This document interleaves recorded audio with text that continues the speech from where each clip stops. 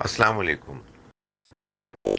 ربا اصل میں کسی کو قرض دینے کے بعد اس سے واپسی پر لازماً زیادہ کا تقاضا کرنا ہے۔ زیادہ کا تقاضے سے مراد زیادہ ویلیو مانگنا۔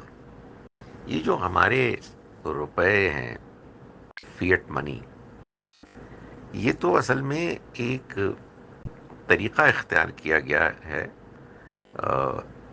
ویلیو کو اسرٹن کرنے کے لیے، اور یہ ویلیو ہم جانتے ہیں کہ بدلتی رہتی ہے۔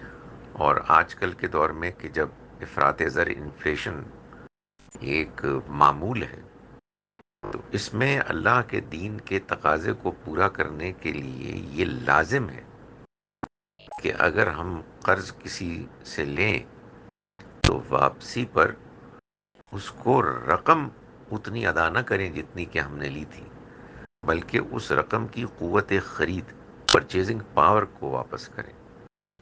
یہی اللہ کے دین کا تقاضا ہے، کیونکہ محض رقم کو واپس کرنا، اس کی اس مقدار کو، یہ تو بے معنی سی بات ہے، اس لیے کہ ایک اماؤنٹ ہے جو آپ نے لی ایک زمانے میں، اس سے آپ کو ایک خاص تعداد میں اشیاء اور سروسز ملتی تھیں۔ آپ واپس کر رہے ہیں اماؤنٹ، اور اس سے اتنی نہیں ملتی بلکہ بہت کم ملتی ہیں، تو اصل میں آپ زیادتی کر رہے ہیں۔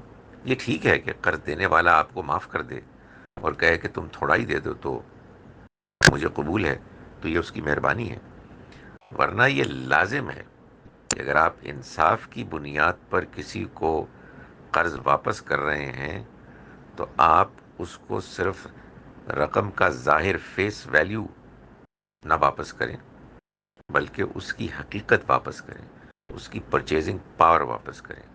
یعنی انفلیشن کے نتیجے میں جتنا ایک پیسے روپے کی ویلیو میں کمی آئی ہے، اس کو ادائیگی کے وقت کمپنسیٹ کیا جائے۔